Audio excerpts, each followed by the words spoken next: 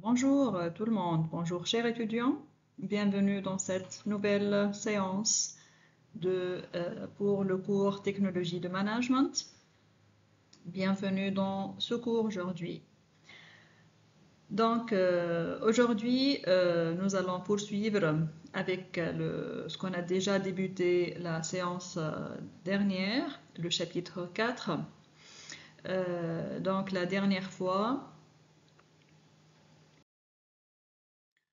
je vous rappelle que nous sommes en train d'analyser les outils de gestion de projet. Pour ce faire, j'ai déjà effectué un petit rappel sur le contexte du projet. Aussi, je vous ai rappelé les différentes situations dans lesquelles un projet peut être dans une organisation. Et on a déjà débuté la dernière fois les outils de gestion de projet, qui est la section cœur de notre cours. Alors, je vous rappelle que les outils de gestion de projet peuvent être résumés en 5 catégories. L'organigramme technique, le planning, le suivi des coûts, la détermination et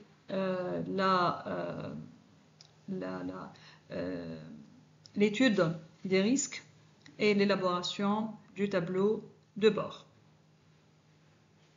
On a déjà discuté le dressement ou bien l'élaboration de l'organigramme technique et on va passer aujourd'hui à voir les outils suivants et essayons maintenant de commencer avec le planning.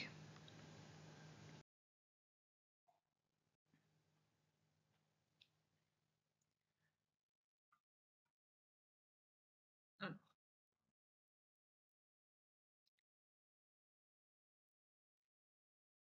le planning peut être classé en 3 catégories. On trouve ce qu'on appelle le planning d'ensemble, le planning détaillé ou bien le planning de tendance. Et à chaque catégorie de planning, on va trouver des outils de gestion qui sont conformes à chaque type de planning. Donc, commençons par le planning d'ensemble. Dans ce cas, on va utiliser ce qu'on appelle le diagramme de Gantt pour sa représentation graphique claire et pédagogique qui favorise les échanges et la communication. Sa lecture, c'est-à-dire la lecture du diagramme de Gantt, et son interprétation ne présentent aucune ambiguïté. Il est le support idéal pour les présentations générales et les réunions de comité de direction. Donc, effectivement, opérationnellement, comment peut-on dresser ce diagramme de Gantt? Donc, pour réaliser le diagramme de Gantt, on va représenter un graphique à 2 axes où on va poser dans l'axe des abscisses l'échelle de temps et dans l'axe des ordonnées, on va définir la liste des activités. Donc, afin d'élaborer ce type de planning, il est nécessaire de suivre certaines étapes. Donc, la première étape consiste à définir une échelle de temps adaptée à la période de suivi des travaux.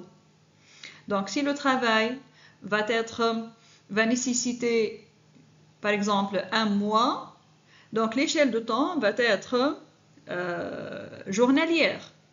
Si le travail nécessite, l'élaboration du travail nécessite 1 année, donc l'échelle de temps va être adaptée, donc on va essayer de diviser notre axe des abscisses en mois. D'accord? C'est ce que veut dire une échelle de temps qui est adaptée à la période de suivi des travaux. Par la suite, il est primordial, il est nécessaire d'identifier les activités relatives au projet, les activités qu'on va essayer de suivre, les activités qu'on va essayer de contrôler. Une chose très importante aussi, c'est la détermination de la durée des activités, c'est-à-dire déterminer la date début et la date fin de chaque activité. De prévoir les contraintes, c'est-à-dire les périodes de non-activité. Parfois, dans des situations bien déterminées, on peut trouver une période période de travail, des périodes qu'on appelle des périodes de non-activité, où il n'y a pas, on ne voit pas vraiment une évolution de l'activité. Il est nécessaire aussi de définir la logique d'enchaînement des tâches, c'est-à-dire la hiérarchisation des tâches. La tâche A sera sous la tâche B, qui sera sous la tâche C, ainsi de suite. Le regroupement des tâches, s'il y a des tâches qu'on va essayer de regrouper, ou bien s'il y a des tâches qui vont être réalisées en parallèle. S'il y a des liens logiques entre les tâches, parfois, la tâche B ne peut commencer que lorsque la tâche A est finie, d'accord? Ou bien lorsque la tâche A atteint à moitié fini, semi-fini, d'accord? Par exemple, si la logique d'enchaînement, la relation entre les tâches. Voilà, est-ce que les tâches sont indépendantes? Est-ce que la réalisation des tâches sont indépendantes? Il n'y a pas une relation entre les différentes tâches, etc., etc. Donc, ces 5 éléments doivent être définis, doivent être étudiés, doivent être analysés, bien définis, afin qu'on puisse élaborer un diagramme de Gantt. Voilà, cette figure représente un exemple de représentation du diagramme de Gantt. Donc, on voit bien ici l'axe des abscisses. Donc, le premier point, c'est janvier. Deuxième point, c'est février. Donc, l'axe du temps. D'accord? Et l'axe des ordonnées, ici, il y a les activités. Les rectangles en gris représentent mes activités. Ici, c'était 0, donc c'est la date de début de l'activité. Et ici, c'est la fin de l'activité. Donc, vous voyez là, cette activité-là, c'est une activité qui vient juste après la première activité, celle-là. Mais on peut trouver que l'activité, voilà, cette activité-là, elle peut être réalisée en parallèle avec la première activité et la deuxième activité. Vous voyez? Donc, si je ne sais pas, effectivement, si je ne définis pas la hiérarchie des tâches, des activités, si je ne définis pas exactement le nombre d'activités que j'ai, si je ne définis pas les relations, les liens entre les différentes tâches, je ne peux pas élaborer un diagramme de Gantt de manière efficace. D'accord ?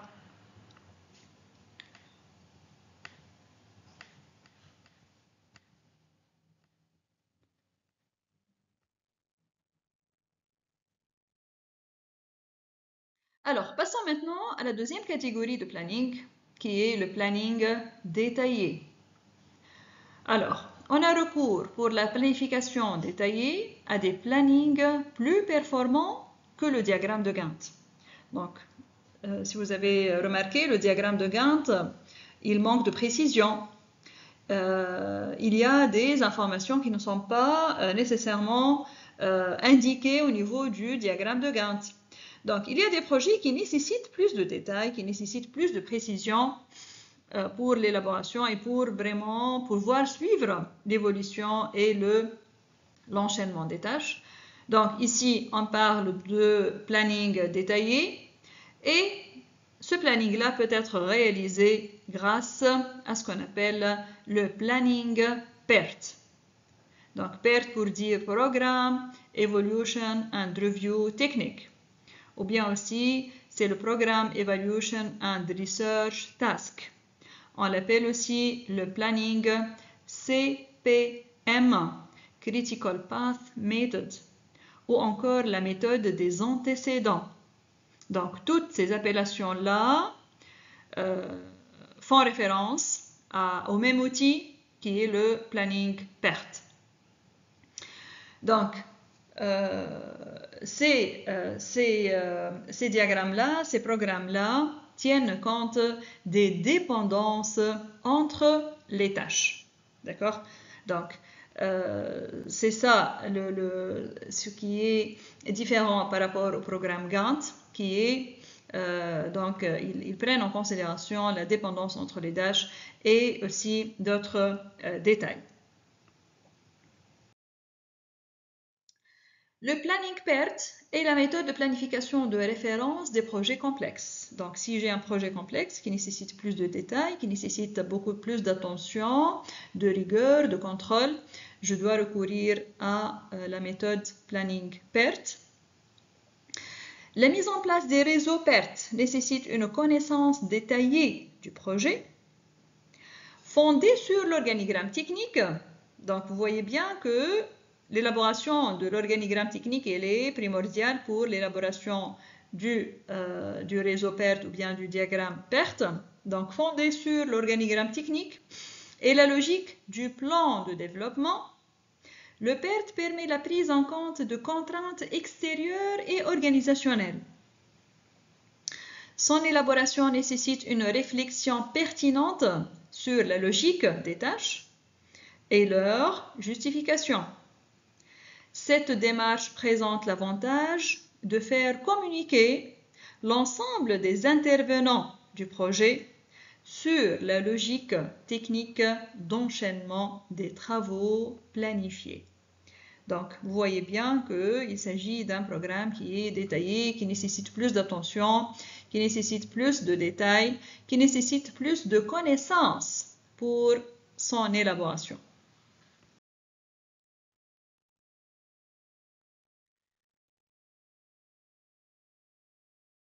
Le planning PERT est un outil déterminant d'aide à la prise de décision qui offre la possibilité de mettre en évidence le chemin critique du projet. C'est très important ici, donc c'est un outil déterminant d'aide à la prise de décision. Donc voilà la force du diagramme PERT ou bien du planning PERT. Il est constitué d'activités à isomarge, c'est-à-dire l'ensemble des tâches de marge plus faible et de même marge, de marge nulle ou de marge négative, ce qui permet de mettre le projet sous surveillance en pilotant les tâches à risque, c'est-à-dire les tâches ayant un risque important, un risque très élevé. Les tâches dites à risque seront immédiatement analysées car elles peuvent être instantanément identifiées. Voilà, c'est ça donc l'importance de ce programme-là, c'est qu'il permet à l'utilisateur d'identifier et de détecter les points critiques, les tâches sur lesquelles on doit agir pour remettre le projet à son fonctionnement initial ou bien son fonctionnement normal. D'accord?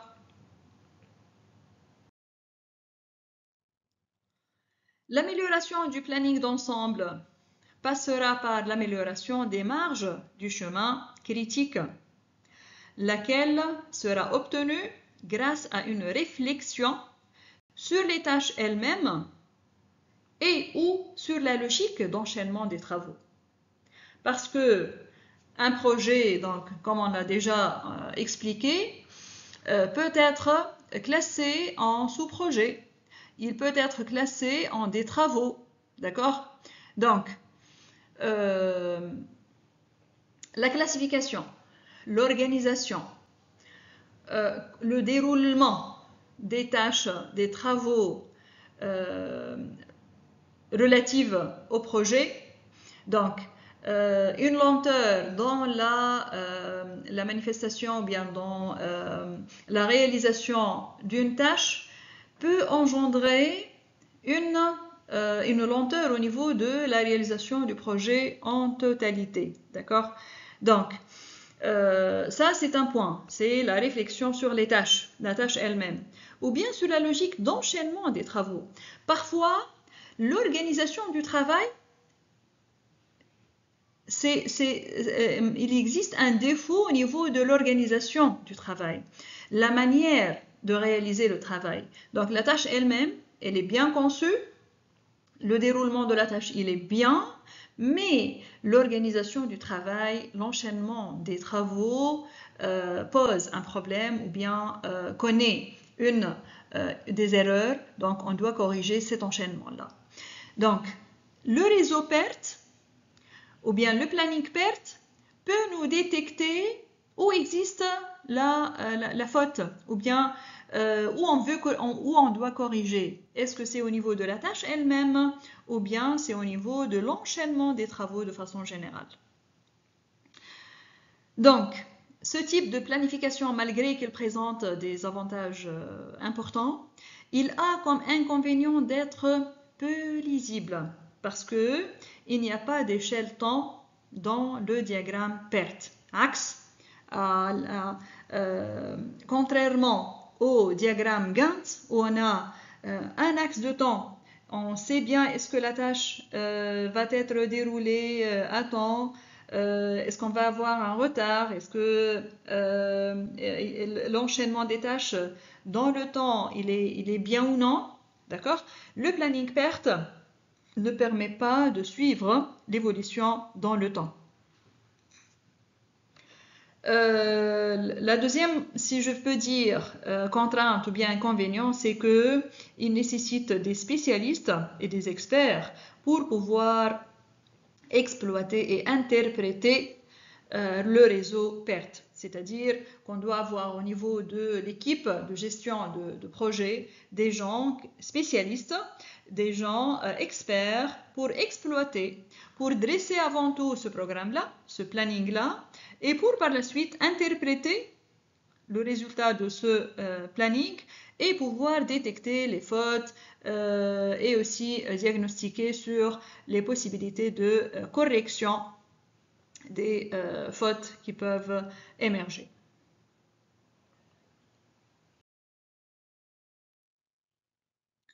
Voilà donc ici je vous donne un exemple pour du planning PERT. Donc ici on a le début des activités. Donc ici le début des activités. On a l'activité A va commencer, l'étape 1. Donc on va commencer l'activité A. Par la suite, l'étape 3, donc ici j'ai l'étape 2, c'est-à-dire la réalisation de l'activité B. Par la suite, l'étape 3, réalisation de l'activité C et l'activité F. D'accord? L'étape 4 signifie la réalisation de l'activité E, de l'activité G, de l'activité D. D'accord? Vous voyez, donc, lorsque j'arrive à ce point-là, donc, voilà, donc, je suis arrivé à la fin de la réalisation de mon projet. Ces cercles-là, donc, vous voyez, il y a 4 compartiments. Ici, je vais dresser, ou bien ici, je vais mettre la date au plus tôt. Ici, je vais mettre le numéro de l'activité. Ici, je vais mettre la date au plus tard.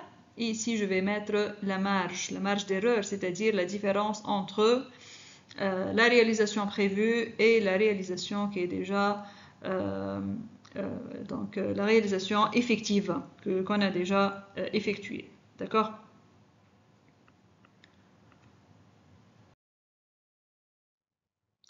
Le troisième type de planning, c'est le planning de tendance. Le planning de tendance, aussi appelé planning temps, permet de suivre la tendance d'un événement. Cette représentation est très utilisée pour suivre la criticité d'un événement. Le degré, un événement qui est critique ou bien non. La représentation de ce planning de tendance repose sur l'analyse de trois informations données. Donc, j'ai en abscisse, je dois dresser une échelle de temps correspondant à la date de mise à jour. Dans l'axe des ordonnées, je dois poser ou bien je vais dresser une échelle de temps correspondant aux dates auxquelles les besoins devront être satisfaits. Et c'est un axe, ce nouvel axe, l'axe à 45 degrés, c'est-à-dire qu'il divise mon graphe en deux parties équivalentes. Une échelle de temps correspondant aux dates de réalisation de l'événement.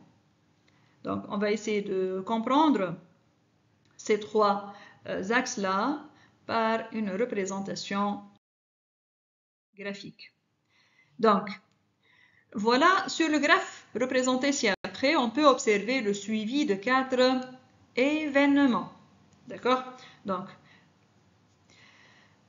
l'activité A se termine avec une avance de quelques jours sur la date de besoin du 1er février. Donc, j'ai besoin que l'activité A se termine le 1er février et j'ai remarqué qu'elle s'est terminée en avance avant le 1er février de quelques jours.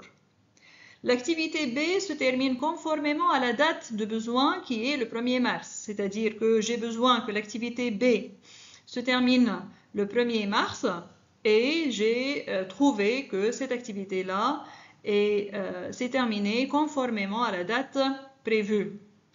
L'activité C se termine avec un retard d'un mois sur la date de besoin du 1er avril. L'activité D, après n'avoir présenté mois après mois aucun retard, montre que la survenue d'un événement à analyser, qu'on doit analyser, ne permet plus d'envisager une quelconque date de livraison. Donc, essayons de voir le graphique. Voilà, c'est l'axe des abscisses, l'axe des temps. Ici, l'axe des ordonnées, c'est-à-dire l'axe des dates de besoin.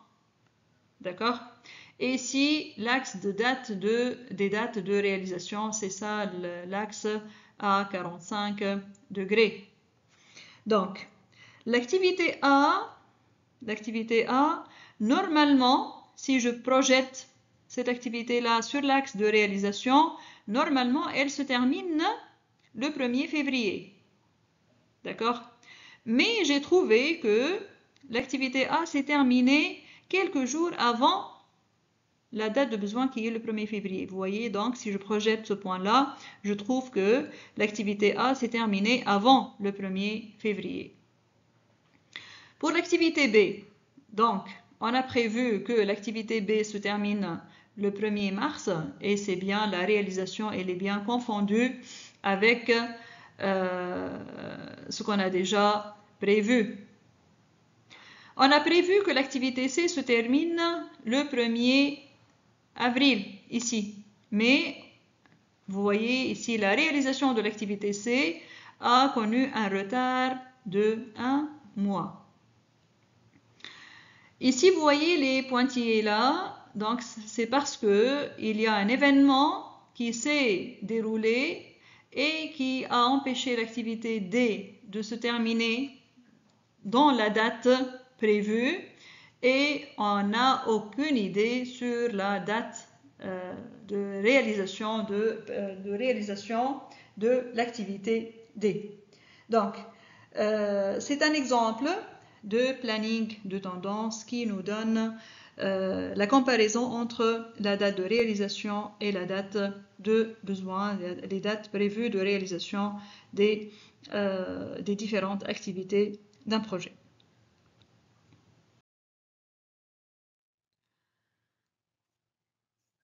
Alors, je vais passer maintenant à un troisième outil de gestion du projet qui est, c'est ce qu'on appelle le suivi des coûts. Je vais commencer par une déclaration de Ken Follett qui dit que ce qui coûte le plus cher dans une construction, ce sont les erreurs.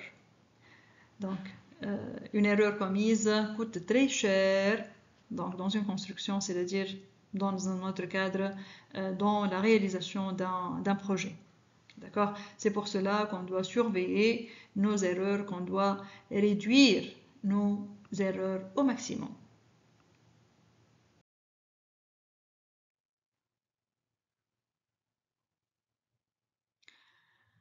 Alors,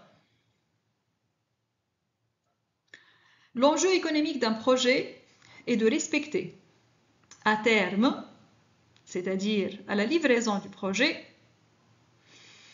l'engagement économique pris par la direction de l'entreprise lors de la signature du contrat.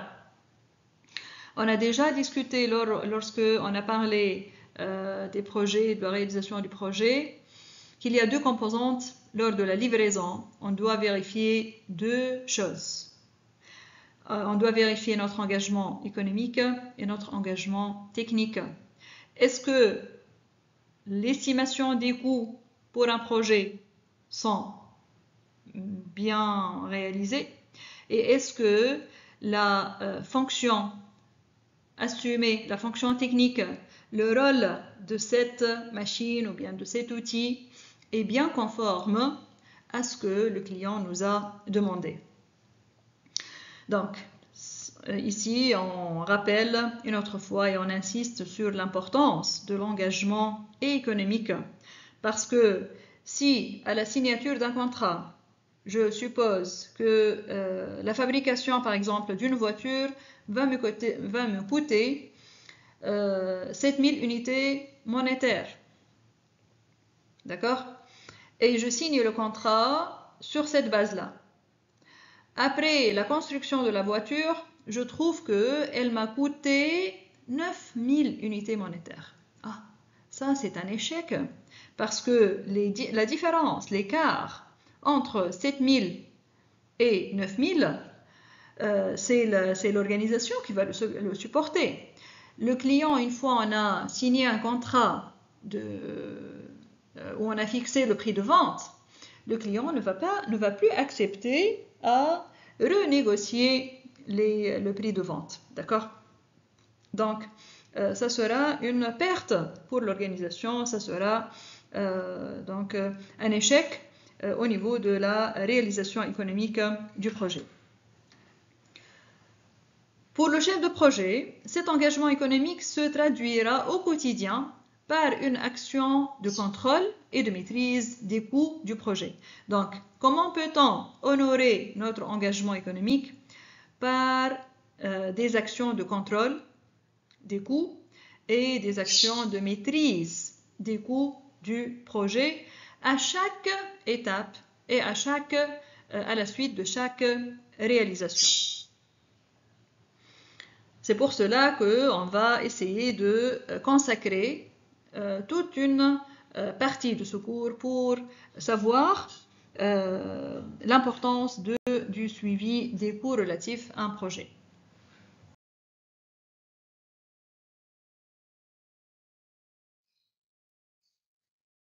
Donc, comme je l'ai déjà dit, l'engagement économique pris par la direction de l'entreprise lors de la signature du contrat peut subir des évolutions au cours de la réalisation du projet dans les deux cas principaux suivants. C'est-à-dire, si on a déjà signé le contrat, les clauses du contrat ne peuvent être changées que dans deux cas très spécifiques. Alors, si des modifications d'ordre technique réclamées par le client ont un impact sur les coûts initiaux du projet, les surcoûts sont alors à la charge du client.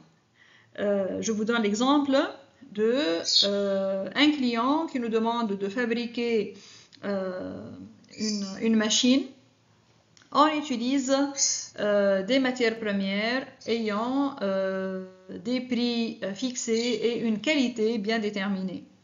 Donc, après le lancement de la fabrication, le client nous réclame qu'il veut utiliser une matière première ayant une qualité meilleure et un prix plus élevé.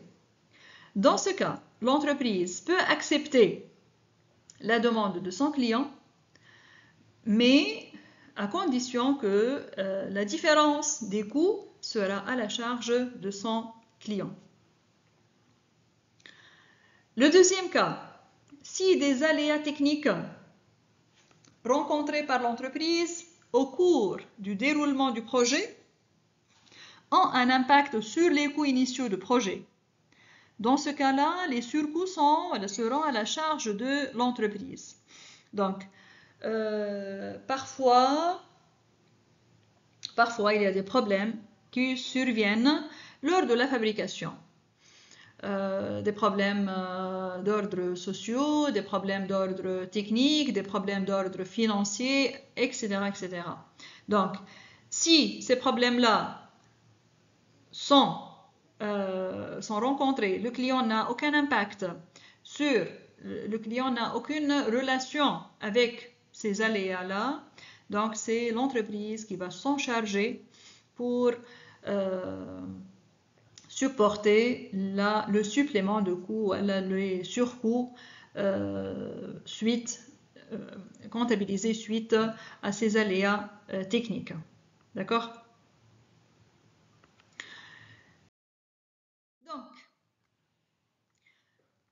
on revient encore une fois à l'organigramme technique. L'organigramme technique qui décompose le projet permet aussi de bâtir un organigramme de gestion qui indiquera les allocations budgétaires par entité responsable. Ces entités ont un objectif de budget plafond à maîtriser et rendront compte périodiquement de l'avancement des dépenses réalisées et à venir à travers un tableau de bord. Donc, cet organigramme de gestion-là va nous donner l'avancement du budget, l'objectif qu'on essaye d'atteindre pour le budget final et les dépenses que nous sommes en train de réaliser et aussi l'avancement des dépenses. D'accord ? Donc, on a bien expliqué l'importance de suivre l'avancement des coûts, de suivre les coûts, l'importance du volet économique dans la réalisation du projet. Donc, quelles sont maintenant les méthodes techniques de suivi des coûts? Je vais vous proposer deux méthodes. La première s'appelle la courbe en S. La deuxième s'appelle les trois courbes du suivi budgétaire d'un projet. Essayons de voir la première méthode technique de suivi des coûts qui est la courbe en S. Donc, la courbe des dépenses d'un projet a une allure caractéristique en forme de S. Je vais vous donner un exemple de cette courbe-là. Cette allure correspond à trois grandes phases du projet. Donc, ces phases-là, on a déjà appelé ces phases lors de la première section de ce chapitre. Donc, comme vous le connaissez, le projet peut être décomposé en trois phases, la phase de démarrage, la phase de croissance et la phase de décélération. Donc, au niveau de la phase de démarrage, c'est la phase de mise en place des équipes de projet. Au niveau de la phase de croissance, on atteint les ressources maximum du projet. Et pour la phase de décélération, c'est la phase de diminution des ressources au cours de laquelle les équipes quittent progressivement le projet. Donc, c'est la phase de préparation, de mettre fin au projet. Donc, on commence à réduire les ressources pour, par la suite, atteindre la clôture du projet. Voilà, c'est la représentation et c'est la lettre S ici. C'est pour cela qu'on l'appelle courbe en S. Voilà, donc l'axe des abscisses, c'est le temps. L'axe des ordonnées représente les dépenses. Et on doit trouver que la phase d'accélération, ici on a les dépenses, il y a mise en œuvre de dépenses pour le projet. La phase de croissance, les dépenses croient de manière exponentielle. En phase de décélération, on voit bien que les dépenses commencent à stagner et même à atténuer. La croissance des dépenses commence à être plus faible. Les trois courbes du suivi budgétaire d'un projet. Donc la deuxième méthode de suivi des coûts, c'est les trois courbes du suivi budgétaire d'un projet. Donc, quelles sont ces trois courbes? Donc, dans le suivi budgétaire d'un projet, on peut dresser trois courbes. La première s'appelle la courbe prévisionnelle de réalisation. La deuxième courbe s'appelle la courbe réelle de réalisation. La troisième représente la courbe d'avancement physique.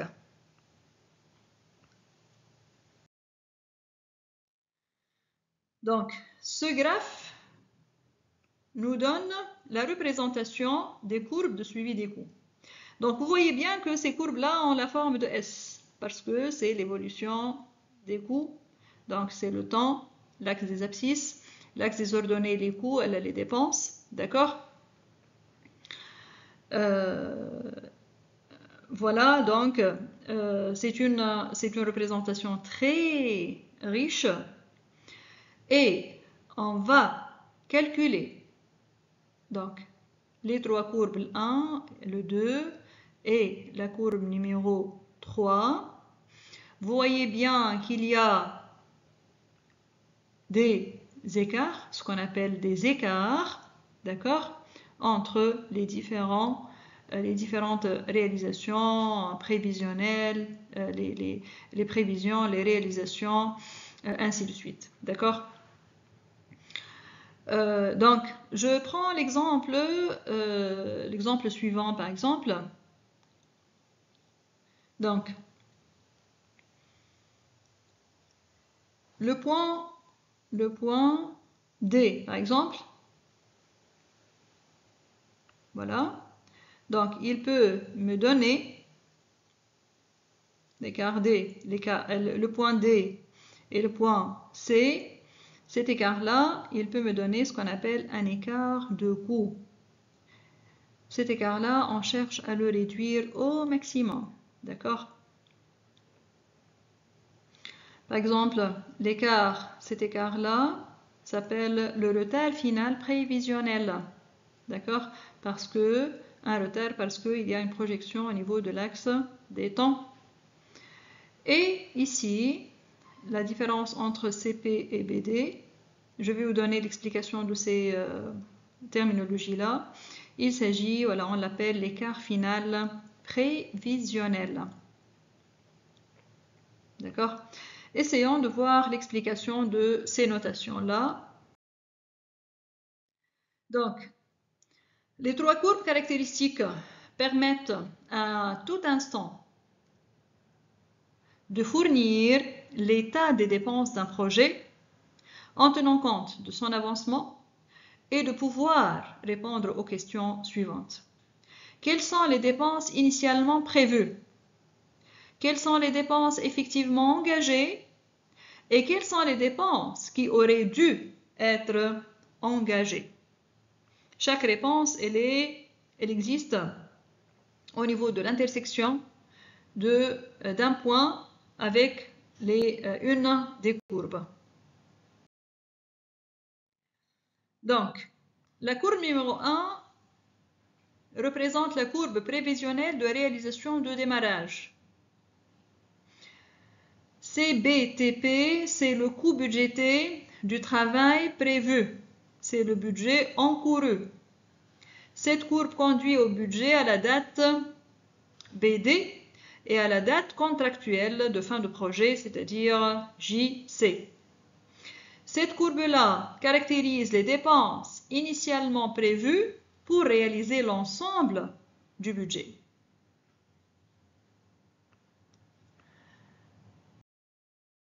Alors, pour la deuxième courbe, elle va nous représenter, elle va nous dresser la courbe réelle de réalisation.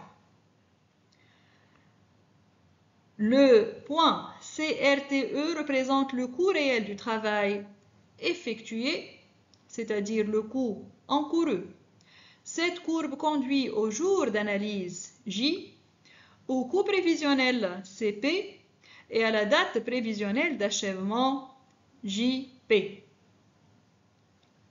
Cette courbe aussi caractérise les dépenses engagées au jour d'analyse. Lorsque je suis en train de faire l'analyse, donc quelles sont les dépenses qui ont été engagées. La troisième courbe, c'est la courbe de l'avancement physique, courbe 3. Le point CBTE signifie le coût budgété du travail effectué, c'est-à-dire représente la valeur budgétaire du travail réalisé. La courbe d'avancement physique représente les dépenses qui auraient dû être engagées pour le travail réalisé au jour d'analyse J. D'accord? Donc, on voit au niveau de l'axe des abscisses 4 dates importantes. J0, c'est la date contractuelle de début du projet. JC, c'est la date contractuelle de fin du projet. JP, c'est la date prévisionnelle d'achèvement estimée au jour J. Et J, c'est l'analyse des coûts au jour J. En ordonnée, le point B représente le budget encouru au jour J. Le point C représente la valeur budgétaire du travail réalisé dans les conditions conduisant au budget à la date BD. Le D représente le coût encouru. Le BD représente le budget à date. CP représente le coût prévisionnel de l'affaire complète, réévalué au jour J. Parce que il faut mettre à la tête que tous ces outils de gestion donc, nous permettent de suivre l'achèvement et l'enchaînement des tâches, des activités, le déroulement des tâches, des activités, et qui peuvent nous orienter à faire des changements, des rectifications. Donc, c'est pour cela que toujours on fait une réévaluation, des corrections. Donc, toutes ces tâches-là sont possibles.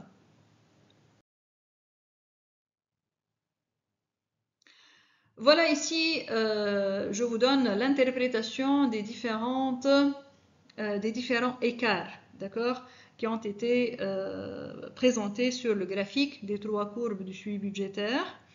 Donc, DC représente le surcoût, c'est-à-dire les dépenses engagées moins les dépenses qui auraient dû être engagées pour le travail réalisé. Donc, on a réalisé un travail, normalement, il nous coûte 100 unités monétaires, mais on a engagé 120 unités monétaires. Donc, l'écart, le 20, représente un surcoût. Donc, et on doit essayer de comprendre pourquoi l'existence les biens fondus de l'existence de ce surcoût. JR représente le retard au jour J. DO représente le coût encouru. CPD représente le reste à encourir. CPBD représente l'écart de coût final prévisionnel au jour J. Et JP-JC représente le retard final prévisionnel au jour J. Donc, chaque fois, si je fais un diagnostic, si je fais une interprétation de ces courbes-là chaque semaine, donc je peux trouver que ce retard-là peut être révisé, d'accord?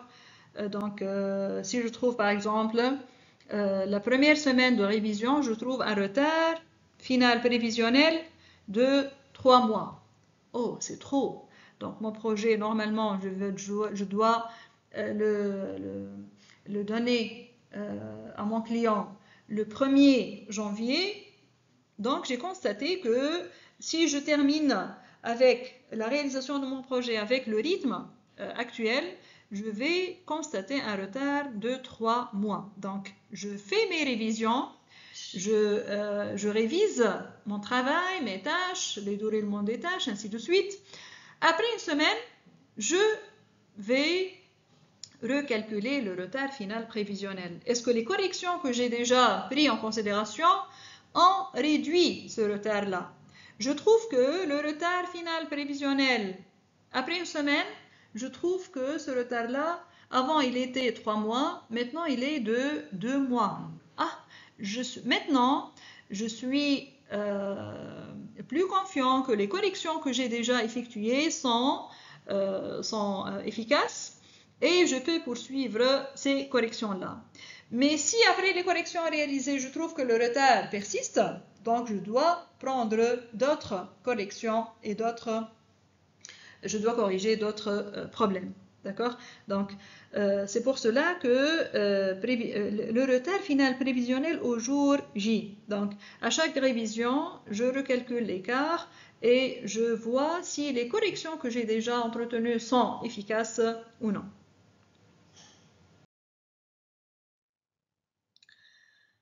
Les risques, les fameux risques. Donc, chaque projet est on va trouver un ensemble de risques pour tout genre de projet. Donc, les risques, on doit les calculer, on doit essayer de les réduire. On ne peut pas réduire à 100% les risques, mais on doit essayer de les contourner, on doit essayer de les cerner, de les connaître, de les calculer, de les maîtriser, ainsi de suite.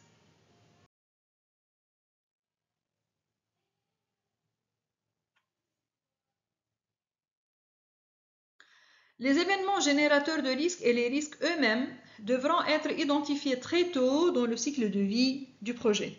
Bien sûr, dès l'analyse du projet, on a tout un axe de réalisation d'études de risques relatifs à ce projet-là. Le risque est un phénomène aléatoire correspondant à une situation où le futur n'est prévisible qu'avec des probabilités. Par opposition à l'incertitude, ici, essayez de distinguer entre la notion de risque et d'incertitude. Donc, la situation d'incertitude correspond à ce que le futur soit totalement imprévisible, qui échappe des calculs. Donc, on ne peut rien faire, on ne peut rien calculer, on ne peut pas fixer de probabilité. Un futur totalement imprévisible et à la certitude qui permet une prédiction.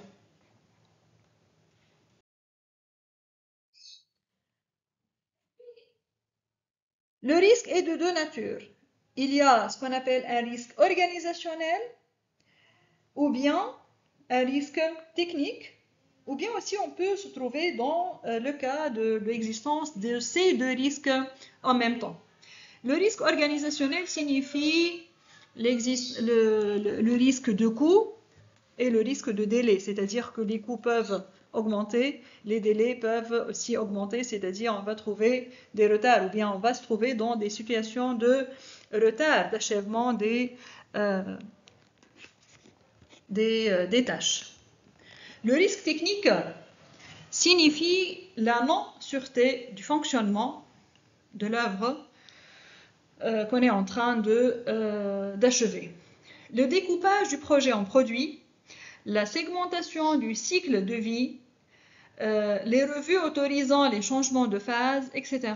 font partie de la démarche caractéristique de la gestion de projet qui contribue à favoriser la maîtrise des risques. Donc, on a parlé de l'organigramme technique qui nous permet de classer, de diviser, de segmenter le projet. Donc, cet outil-là nous permet d'anéantir ou bien de réduire, de maîtriser les risques.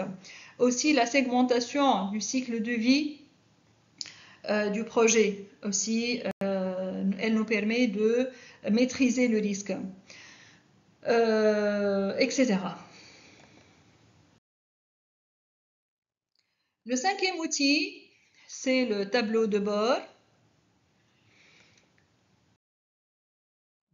Donc, le tableau de bord est défini comme une représentation synthétique, chiffrée, des principales informations nécessaires aux dirigeants, entrepreneurs ou bien gouvernement, pour le contrôle de l'exécution d'un programme d'action et d'orientation en cas d'écart par rapport au projet ou bien aux projections.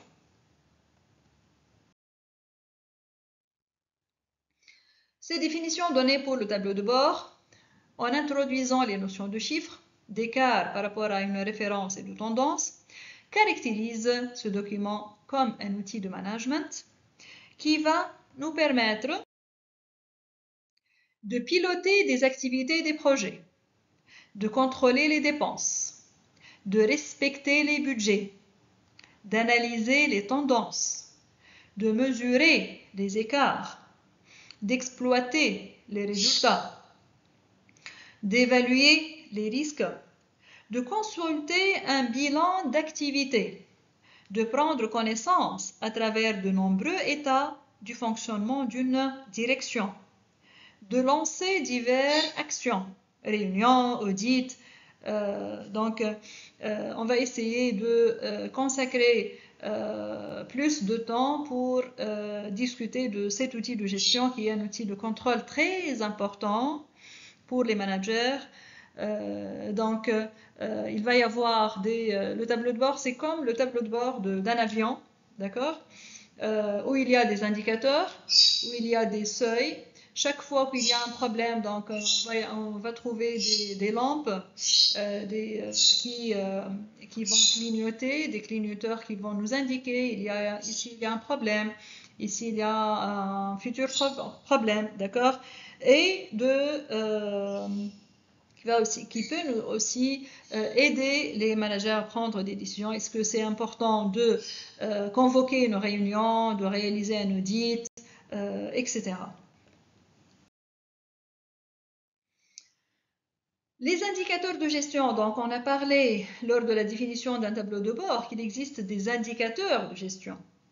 Donc, le tableau de bord donnera au dirigeant tous les moyens de contrôler son activité en lui offrant la possibilité d'exploiter des indicateurs de gestion qui lui fourniront des éléments de contrôle mesurables et le renseigneront sur le comportement des différents paramètres de l'entreprise. Il y a différents types d'indicateurs de gestion. Donc, ces indicateurs vont informer le manager sur l'état de la situation du projet, de l'organisation, c'est-à-dire le constat de situation, sur la tendance de l'évolution, la direction prise, qu'elle soit bonne ou bien mauvaise. Ces indicateurs-là peuvent indiquer au manager, peuvent informer le manager sur l'objectif à atteindre, l'objectif représente une bonne direction. Ces indicateurs de gestion sont référencés par rapport à 3 types d'objectifs. Donc, un objectif qui ne doit pas être dépassé, on l'appelle le plafond autorisé. Un objectif à atteindre, qu'on appelle la cible, et un objectif de niveau qu'on appelle le seuil. Donc, comme j'ai déjà dit, je vais consacrer toute une conférence pour parler de cet outil de gestion, le tableau de bord, qui nécessite vraiment un développement, plus de développement, d'accord? Donc, comme ça, j'ai fait un survol sur les différents outils de gestion de projet. Bien sûr, ces outils-là, si j'enchaîne avec ce qu'on a déjà vu, les premières conférences, tous ces outils représentent ou bien ont besoin de l'intégration d'une technologie, d'un système d'information au niveau de l'organisation. Donc, on va intégrer ces outils-là grâce à l'implantation d'un système d'information, c'est-à-dire que l'établissement, par exemple, d'un tableau de bord va être suite à une technologie, suite à un logiciel qui va être implanté dans l'organisation. Donc ça va être informatisé. Ce tableau de bord va collecter les informations des différentes directions, des différents services de l'organisation. Il va stocker, il va interpréter pour nous faire sortir la direction, la décision nécessaire pour la direction. D'accord? J'ai essayé de vous rappeler qu'au début, les premières conférences, on a parlé des systèmes d'information, des technologies, l'importance de ces technologies-là.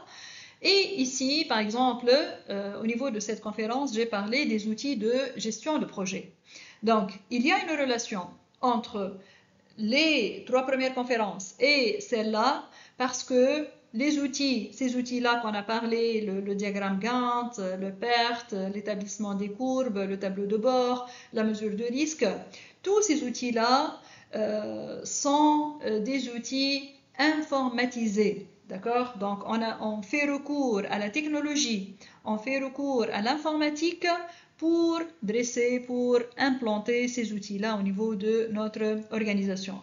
Parce que ces outils nécessitent des informations, donc beaucoup d'informations, et l'efficacité de ces outils-là est nécessaire on peut obtenir des décisions efficaces si ces outils-là sont informatisés. Donc, ils vont avoir plus d'informations.